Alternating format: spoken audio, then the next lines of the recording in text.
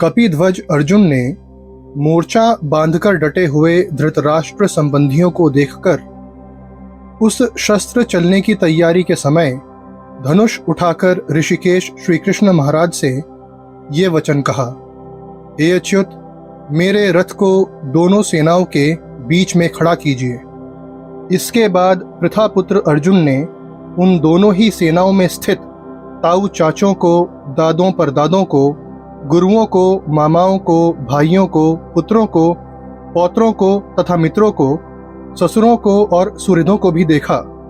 उन उपस्थित संपूर्ण बंधुओं को देखकर वे कुंती पुत्र अर्जुन अत्यंत करुणा से युक्त होकर शोक करते हुए ये वचन बोले, हे कृष्ण, युद्ध क्षेत्र में डटे हुए युद्ध के अभिलाषी इन स्वजन समुदाय को देखकर मेरे अंग शिथिल हुए जा रहे हैं और मुख सूखा जा रहा है तथा मेरे शरीर में कंप एवं रोमांच हो रहा है।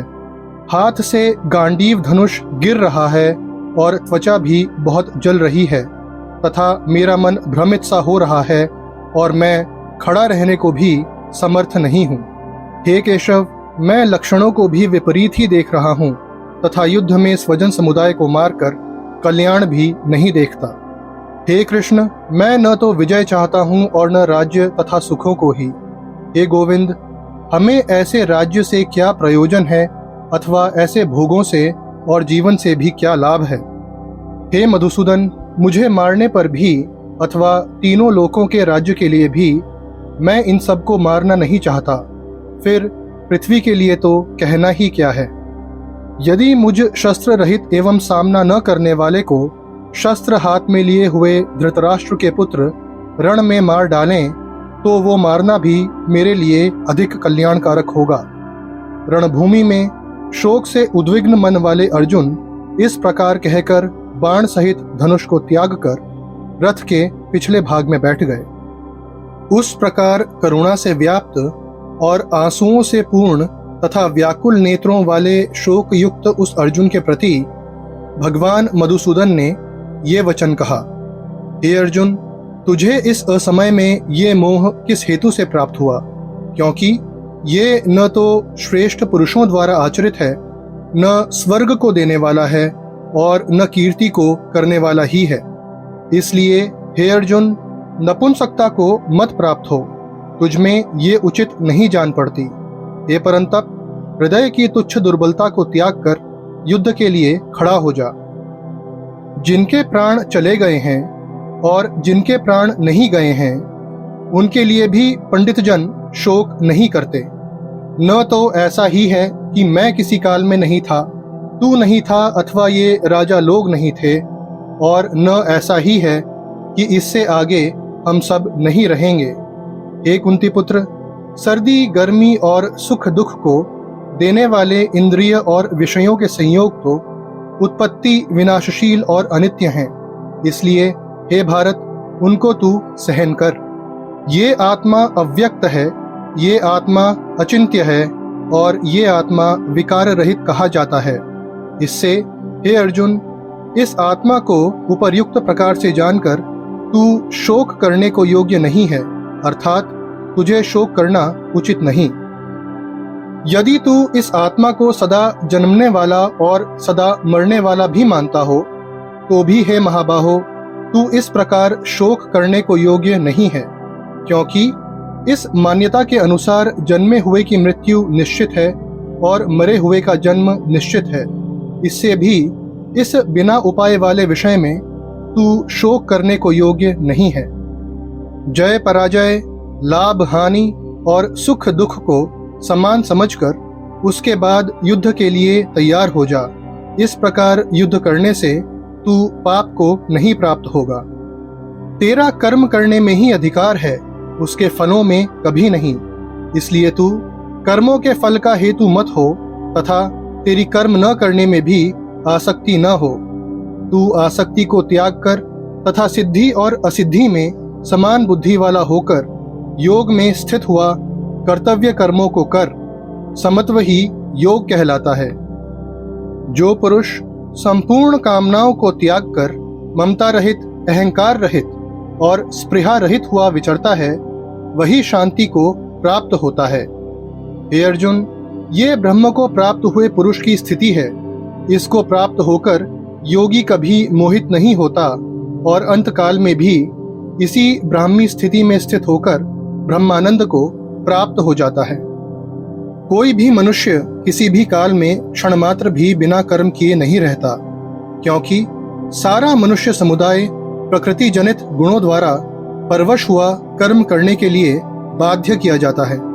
किंतु हे अर्जुन, जो पुरुष मन से इंद्रियों को वश में करके अनासक्त हुआ समस्त इंद्रियों द्वारा कर्मयोग का आचरण करता है, वही श्रेष्ठ है।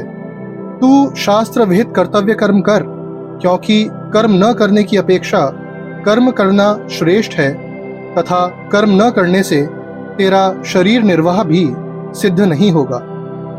हे पार्थ, जो पुरुष इस लोक में इस प्रकार परंपरा से प्रचलित सृष्टि चक्र के अनुकूल नहीं बरतता, अर्थात अपने कर्तव्य का पालन नहीं करता, वो इंद्रियों के द्वारा भोगों में रमण करने वाला पापायु पुरुष व्यर्थ ही जीता है। परंतु जो मनुष्य आत्मा में ही रमण करने वाला है, आत्मा में ही तृप्त तथा आत्मा में ही संतुष्ट है, उसके लिए कोई कर्तव्य नहीं है। इसलिए तू निरंतर आसक्ति से रहित होकर सदा कर्तव्य कर्म को भली भांति करता रहे, क्योंकि आसक्ति से रहित होकर कर्म करता हुआ मनुष्य परमात्मा को प्राप्त हो जाता है। मुझ अंतर्यामी परमात्मा में लगे हुए चित्त द्वारा संपूर्ण कर्मों को मुझ में अर्पण करके आशा रहित, ममता रहित और संताप रहित होकर युद्ध कर। हे भारत, जब जब धर्म की हानि और अधर्म की वृद्धि होती है, तब तब ही मैं अपने रूप को रचता हूँ, अर्थात साकार रूप से लोगों के सम्मुख प्रकट होता हूँ। साधु पुरुषों का उद्धार करने के लिए, पाप कर्म करने वालों का विनाश करने के लिए और धर्म की अच्छी तरह से स्थापना करने के लिए मैं युग युग में प्रकट हुआ करता हूँ। हे अर्जुन, मेरे जन्म और कर्म दिव्य अर्थात निर्मल और अलौकिक हैं। इस प्रकार जो मनुष्य तत्व से जान लेता है, वो शरीर को त्याग कर फिर जन्म को प्राप्त नहीं होता, किंतु मुझे ही प्राप्त होता है। पहले भी जिनके राग, भय और क्रोध सर्वथा नष्ट हो गए थे और जो मुझ में अनन्य प्रेम पूर्वक स्थित रहते थे, ऐसे मेरे आश्रित रहने वाले बहुत से भक्त उपर्युक्त ज्ञान रूप तप से पवित्र होकर मेरे स्वरूप को प्राप्त हो चुके हैं। हे अर्जुन, जो भक्त मुझे जिस प्रकार भजते हैं, मैं भी उनको उसी प्रकार भजता हूँ, क्योंकि सभी मनुष्य सभी प्रकार से मेरे ही मार्ग का अनुसरण करते हैं। हे अर्जुन, जिसने कर्मयोग की विधि से समस्त कर्मों का परमात्मा में अर्पण कर दिया है और जिसने विवेक द्वारा समस्त संशयों का नाश कर दिया है, ऐसे वश में किए हुए अंतःकरण वाले पुरुष को कर्म नहीं बांधते। इसलिए हे भरतवंशी अर्जुन, तू हृदय में स्थित इस अज्ञान जनित अपने संशय का विवेक ज्ञान रूप तलवार द्वारा छेदन करके समत्व रूप कर्मयोग में स्थित हो जा और युद्ध के लिए खड़ा हो जा। जो पुरुष सब कर्मों को परमात्मा में अर्पण करके और आसक्ति को त्याग कर कर्म करता है, वो पुरुष जल से कमल के पत्ते की भांति पाप से लिप्त नहीं होता। कर्मयोगी ममत्व बुद्धि रहित केवल इंद्रिय, मन, बुद्धि और शरीर द्वारा भी आसक्ति को त्याग कर अंतःकरण की शुद्धि के लिए ही कर्म करते हैं। बाहर के विषय भोगों को न चिंतन करता हुआ बाहर ही निकालकर और नेत्रों की दृष्टि को भ्रिकुटी के बीच में स्थित करके तथा नासिका में विचरने वाले प्राण और अपान वायु को सम करके जिसकी इंद्रियां, मन और बुद्धि जीती हुई हैं, ऐसा जो मोक्ष परायण मुनि इच्छा, भय और क्रोध से रहित हो गया है, वो सदा ही मुक्त है। मेरा भक्त मुझको सब यज्ञ और तपों का भोगने वाला, संपूर्ण लोकों के ईश्वरों का भी ईश्वर तथा संपूर्ण भूत प्राणियों का सुहृद अर्थात स्वार्थ रहित, दयालु और प्रेमी, ऐसा तत्व से जानकर शांति को प्राप्त होता है। मनुष्य अपने द्वारा अपना संसार समुद्र से उद्धार करे और अपने को अधोगति में न डाले, क्योंकि ये मनुष्य आप ही तो अपना मित्र है और आप ही अपना शत्रु। जिस जीवात्मा द्वारा मन और इंद्रियों सहित शरीर जीता हुआ है, उस जीवात्मा का तो वो आप ही मित्र है, और जिसके द्वारा मन तथा इंद्रियों सहित शरीर नहीं जीता गया है, उसके लिए वो आप ही शत्रु के सदृश शत्रुता में बरतता है। वश में किए हुए मन वाला योगी आत्मा को निरंतर मुझ परमेश्वर के स्वरूप में लगाता हुआ मुझ में रहने वाली परमानंद की पराकाष्ठा रूप शांति को प्राप्त होता है।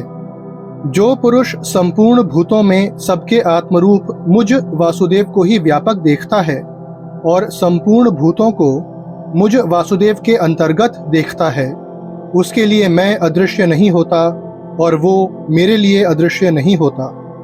संपूर्ण योगियों में जो श्रद्धावान योगी मुझ में लगे हुए अंतरात्मा से मुझको निरंतर भजता है, वो योगी मुझे परम श्रेष्ठ मान्य है।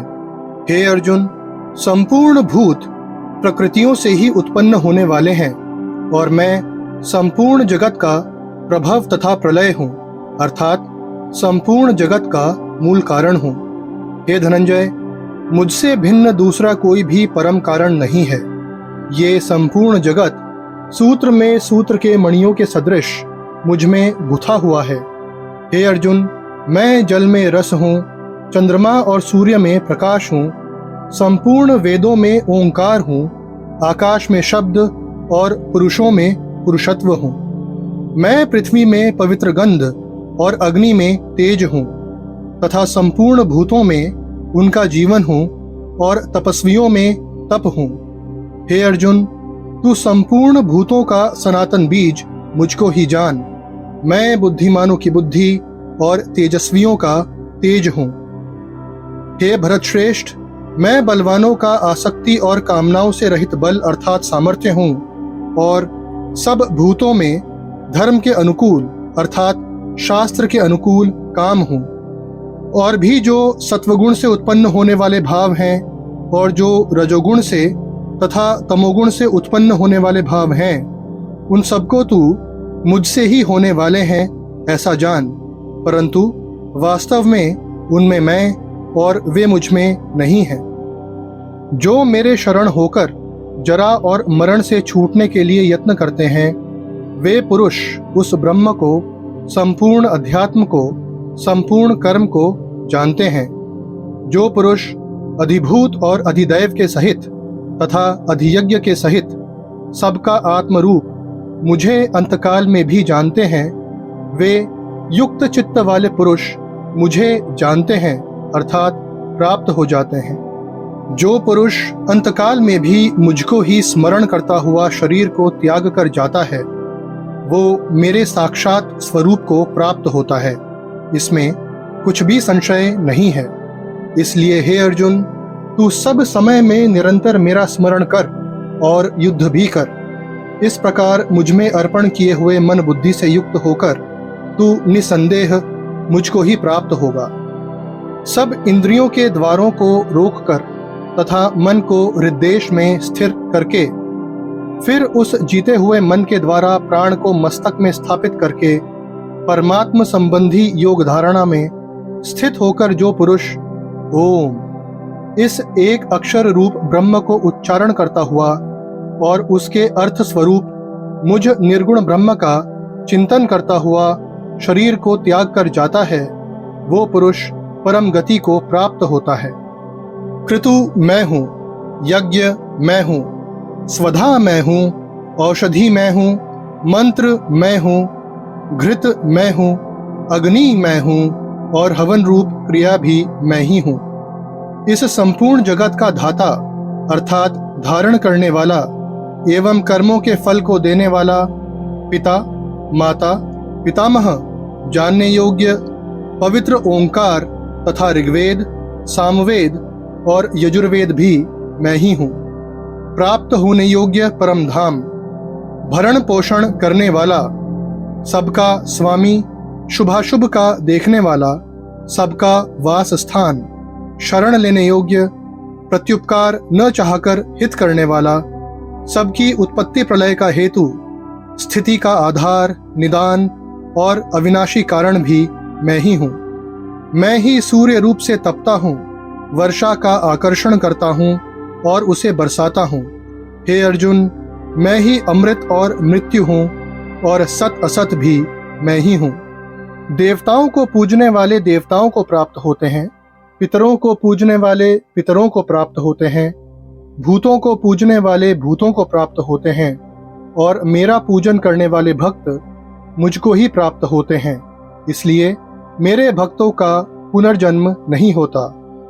हे अर्जुन, तू जो कर्म करता है, जो खाता है, जो हवन करता है, जो दान देता है और जो तप करता है, वो सब मेरे अर्पण कर। इस प्रकार जिसमें समस्त कर्म मुझ भगवान के अर्पण होते हैं, ऐसे संन्यास योग से युक्त चित्त वाला तू शुभाशुभ फलरूप कर्म बंधन से मुक्त हो जाएगा और उनसे मुक्त होकर मुझको ही प्राप्त होगा। मेरी उत्पत्ति को न देवता लोग जानते हैं और न महर्षि जन ही, क्योंकि मैं सब प्रकार से देवताओं का और महर्षियों का भी आदि कारण हूँ। मैं ही संपूर्ण जगत की उत्पत्ति का कारण हूँ और मुझसे ही सब जगत चेष्टा करता है। इस प्रकार समझकर श्रद्धा और भक्ति से युक्त बुद्धिमान भक्तजन मुझ परमेश्वर को ही निरंतर भजते हैं। हे अर्जुन, उनके ऊपर अनुग्रह करने के लिए उनके अंतःकरण में स्थित हुआ मैं स्वयं ही उनके अज्ञान जनित अंधकार को प्रकाशमय तत्व ज्ञान रूप दीपक के द्वारा नष्ट कर देता हूँ। हे अर्जुन, मैं सब भूतों के हृदय में स्थित सबका आत्मा हूँ तथा संपूर्ण भूतों का आदि, मध्य और अंत भी मैं ही हूँ। मैं अदिति के 12 पुत्रों में विष्णु और ज्योतियों में किरणों वाला सूर्य हूँ तथा मैं 49 वायु देवताओं का तेज और नक्षत्रों का अधिपति चंद्रमा हूँ। मैं वेदों में सामवेद, देवों में इंद्र, इंद्रियों में मन और भूत प्राणियों की चेतना अर्थात जीवन शक्ति हूँ। मैं 11 रुद्रों में शंकर हूँ और यक्ष तथा राक्षसों में धन का स्वामी कुबेर हूँ। मैं 8 वसुओं में अग्नि हूँ और शिखर वाले पर्वतों में सुमेरु पर्वत हूँ। पुरोहितों में मुखिया बृहस्पति, सेनापतियों में स्कंद और जलाशयों में समुद्र मैं हूँ। मैं महर्षियों में भृगु और शब्दों में एक अक्षर अर्थात ओंकार हूँ। सब प्रकार के यज्ञों में जप यज्ञ और स्थिर रहने वालों में हिमालय पर्वत हूँ। मैं सब वृक्षों में पीपल का वृक्ष, देवर्षियों में नारद मुनि, गंधर्वों में चित्ररथ और सिद्धों में कपिल मुनि हूँ। घोड़ों में अमृत के साथ उत्पन्न होने वाला उच्चय श्रवा और श्रेष्ठ हाथियों में ऐरावत नामक हाथी और मनुष्यों में राजा मुझको जान। मैं पवित्र करने वालों में वायु और शस्त्रधारियों में श्री राम हूँ। हे अर्जुन, सृष्टियों का आदि और अंत तथा मध्य भी मैं ही हूँ। मैं सबका नाश करने वाला मृत्यु और उत्पन्न होने वालों का उत्पत्ति हेतु हूँ। हे अर्जुन, सब भूतों की उत्पत्ति का कारण मैं ही हूँ। ऐसा चर और अचर कोई भी भूत नहीं जो मुझसे रहित हो। हे परंतप, मेरी दिव्य विभूतियों का अंत नहीं है। मैं इस संपूर्ण जगत को अपनी योग शक्ति के एक अंश मात्र से धारण करके स्थित हूँ। श्री भगवान बोले, मैं लोकों का नाश करने वाला बढ़ा हुआ महाकाल हूँ। इस समय इन लोकों को नष्ट करने के लिए प्रवृत्त हुआ हूँ। इसलिए जो प्रतिपक्षियों की सेना में स्थित योद्धा लोग हैं, वे सब तेरे बिना भी नहीं रहेंगे, अर्थात तेरे युद्ध न करने पर भी इन सब का नाश हो जाएगा। अतएव तू उठ, यश प्राप्त कर और शत्रुओं को जीत कर धन धान्य से संपन्न राज्य को भोग। ये सब शूरवीर पहले से ही मेरे द्वारा मारे गए हैं। हे सव्यसाची, तू तो केवल निमित्त मात्र बन जा। अर्जुन ने कहा, आप आदिदेव और सनातन पुरुष हैं। आप इस जगत के परम आश्रय और जानने वाले तथा जानने योग्य और परम धाम हैं। हे अनंत रूप, आपसे ये सब जगत व्याप्त अर्थात परिपूर्ण है। हे अनंत सामर्थ्य वाले, आपके लिए आगे से और पीछे से भी नमस्कार। हे सर्वात्मन, आपके लिए सब ओर से ही नमस्कार हो, क्योंकि अनंत पराक्रमशाली आप समस्त संसार को व्याप्त किए हुए हैं। इससे आप ही सर्वरूप हैं। श्री कृष्ण बोले, हे अर्जुन, मुझमें चित्त लगाने वाले प्रेमी भक्तों का मैं शीघ्र ही मृत्यु रूप संसार समुद्र से उद्धार करने वाला होता हूँ। मुझ में मन को लगा और मुझ में ही बुद्धि को लगा। इसके उपरांत तू मुझ में ही निवास करेगा, इसमें कुछ भी संशय नहीं है। श्री भगवान बोले, हे अर्जुन, सत्वगुण, रजोगुण और तमोगुण, ये प्रकृति से उत्पन्न तीनों गुण अविनाशी जीवात्मा को शरीर में बांधते हैं। और जो पुरुष अव्यभिचारी भक्ति योग के द्वारा मुझको निरंतर भजता है, वो भी इन तीनों गुणों को भली भांति लांघकर सच्चिदानंद घन ब्रह्म को प्राप्त होने के लिए योग्य बन जाता है। जिसका मान और मोह नष्ट हो गया है, जिन्होंने आसक्ति रूप दोष को जीत लिया है, जिनकी परमात्मा के स्वरूप में नित्य स्थिति है और जिनकी कामनाएं पूर्ण रूप से नष्ट हो गई हैं, वे सुख दुख नामक द्वंद्वों से विमुक्त ज्ञानी जन उस अविनाशी परमपद को प्राप्त होते हैं। हे भारत, जो ज्ञानी पुरुष मुझको तत्व से पुरुषोत्तम जानता है, वो सर्वज्ञ पुरुष सब प्रकार से निरंतर मुझ परमेश्वर को ही भजता है। हे भारत, सभी मनुष्यों की श्रद्धा उनके अंतःकरण के अनुरूप होती है। ये पुरुष श्रद्धामय है, इसलिए जो पुरुष जैसी श्रद्धा वाला है, वो स्वयं भी वही है।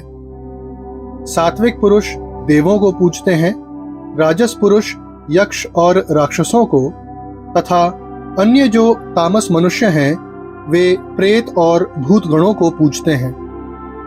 जिस परमेश्वर से संपूर्ण प्राणियों की उत्पत्ति हुई है और जिससे ये समस्त जगत व्याप्त है, उस परमेश्वर की अपने स्वाभाविक कर्मों द्वारा पूजा करके मनुष्य परम सिद्धि को प्राप्त हो जाता है। अच्छी प्रकार आचरण किए हुए दूसरे के धर्म से गुण रहित भी अपना धर्म श्रेष्ठ है, क्योंकि स्वभाव से नियत किए हुए स्वधर्म रूप कर्म को करता हुआ मनुष्य पाप को नहीं प्राप्त होता। अतएव हे कुंती पुत्र, दोष युक्त होने पर भी सहज कर्म को नहीं त्यागना चाहिए, क्योंकि धुएं से अग्नि की भांति सभी कर्म किसी न किसी दोष से युक्त हैं। सर्वत्र आसक्ति रहित बुद्धि वाला, स्पृहा रहित और जीते हुए अंतःकरण वाला पुरुष सांख्य योग के द्वारा उस परम नैष्कर्म्य सिद्धि को प्राप्त होता है। पराभक्ति के द्वारा वो मुझ परमात्मा को मैं जो हूँ और जितना हूँ ठीक वैसा का वैसा तत्व से जान लेता है, तथा उस भक्ति से मुझको तत्व से जानकर तत्काल ही मुझ में प्रविष्ट हो जाता है। मेरे परायण हुआ कर्मयोगी संपूर्ण कर्मों को सदा करता हुआ भी मेरी कृपा से सनातन अविनाशी परमपद को प्राप्त हो जाता है। सब कर्मों को मन से मुझ में अर्पण करके तथा समबुद्धि रूप योग को अवलंबन करके मेरे परायण और निरंतर मुझ में चित्त वाला हो। उपर्युक्त प्रकार से मुझ में चित्त वाला होकर तू मेरी कृपा से समस्त संकटों को अनायास ही पार कर जाएगा, और यदि अहंकार के कारण मेरे वचनों को न सुनेगा तो नष्ट हो जाएगा, अर्थात परमार्थ से भ्रष्ट हो जाएगा। हे अर्जुन, तू मुझ में मन वाला हो, मेरा भक्त बन, मेरा पूजन करने वाला हो और मुझको प्रणाम कर। ऐसा करने से तू मुझे ही प्राप्त होगा, ये मैं तुझसे सत्य प्रतिज्ञा करता हूँ। संपूर्ण धर्मों को अर्थात संपूर्ण कर्तव्य कर्मों को मुझ में त्याग कर तू केवल एक मुझ सर्वशक्तिमान सर्वाधार परमेश्वर की ही शरण में आ जा। मैं तुझे संपूर्ण पापों से मुक्त कर दूंगा, तू शोक मत कर। अर्जुन बोले, हे अच्युत, आपकी कृपा से मेरा मोह नष्ट हो गया और मैंने स्मृति प्राप्त कर ली है। अब मैं संशय रहित होकर स्थित हूँ, अतः आपकी आज्ञा का पालन करूंगा। संजय बोले, इस प्रकार मैंने श्री वासुदेव के और महात्मा अर्जुन के इस अद्भुत रहस्ययुक्त रोमांचकारक संवाद को सुना। हे राजन, जहाँ योगेश्वर श्री कृष्ण भगवान हैं और जहाँ गांडीव धनुषधारी अर्जुन हैं, वहीं पर श्री विजय, विभूति और अचल नीति है, ऐसा मेरा मत है।